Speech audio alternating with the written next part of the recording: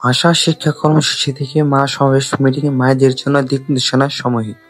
টিচারের কাছে, প্রাইভেট টিচারের কাছে থেকে 2 ঘন্টা, এমনকি স্কুল টিচারের কাছে থেকে 4 ঘন্টা। সর্বমোট একজন শিক্ষার্থী 6 থেকে 8 ঘন্টা সময় ব্যয় করে একজন টিচারের কাছে। বাকি 16 ঘন্টা কার কাছে থাকতেছে? একজন মার কাছে। মাই কিন্তু জানে তার সন্তান কোথায় যাচ্ছে, কোন গাছ রাম ঢেল দিচ্ছে, কার সাথে মিশে ভালো হচ্ছে, কার সাথে মিশে খারাপ হচ্ছে। একজন মাই কিন্তু ভালোভাবে খেয়াল রাখতে পারে। এই বিষয়গুলো যখনই আপনি খেয়াল রাখবেন, তখনই আপনার ছেলের দ্বারা ভালো কিছু উন্নত হয়ে আসবে। আপনি যখন আপনি রাস্তাতে হেঁটে যাবেন, তখন যেন আপনাকে প্রাউড ফিল করে বলতে পারে যে অমুক ডক্টরের মা যাচ্ছে, অমুক ইঞ্জিনিয়ারের মা যাচ্ছে, অমুক। একটা সংজ্ঞা দেখতেছি মাদের কাছ থেকে শুনতেছি যে আসলে আমার ছেলে কথা শুনে না, আমার ছেলে রিয়াক্ট করে, আমি যেটা বলি সেটা শুনে ও যেটা চায় সেটা আমাদের দিতে হয়।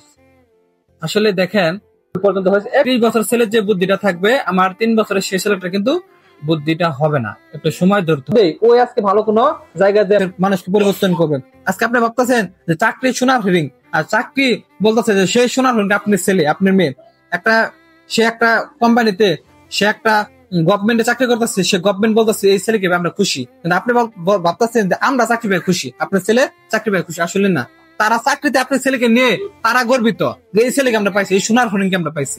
তো আপনি যে ছেলেকে নিয়ে বিশ্বাস থাকতে হবে, আমার ছেলের দ্বারা সম্ভব। এই বিশ্বাসটা তৈরি করতে হবে একজন মা।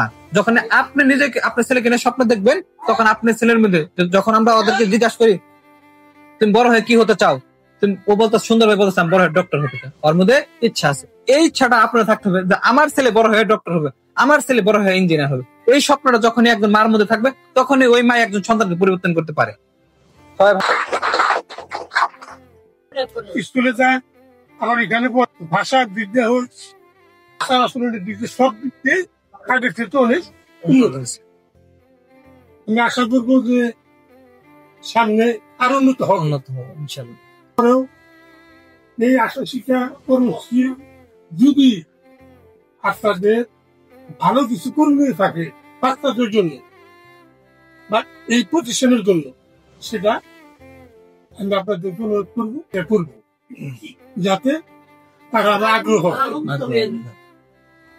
বলে আসছি যে সেখানে তো কেন এই দোরগোড়ায় প্রত্যন্ত অঞ্চলে কেন দেওয়া হয়েছে, যে প্রত্যন্ত অঞ্চলে এই জন্যই দেওয়া হয়েছে গ্রামের দরিদ্র কৃষকরাকে তো সেই ব্যবস্থা করা হয়েছে যে যাতে এখান থেকে কিছুটা হলেও আমরা আপনাদের কাছে দিতে পারি।